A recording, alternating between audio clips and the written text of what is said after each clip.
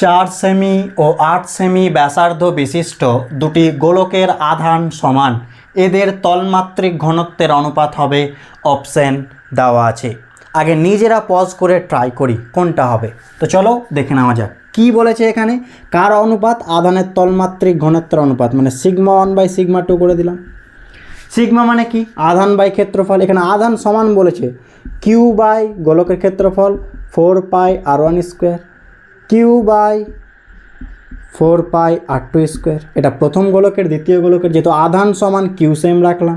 তাহলে এটা যদি ক্যালকুলেশন করা হয় কী হবে? কিউ বাই 4π কেটে গেল, তাহলে r2 ওপরে স্কোয়ার বাই r1 নিচে স্কোয়ার। r2-র জায়গায় কত বলেছে বলো? r2 8 সেমি, r1 4 সেমি, তাহলে ওপরে 8-এর স্কোয়ার আর নিচে কত? 4-এর স্কোয়ার। তো এটা করলে কত হবে?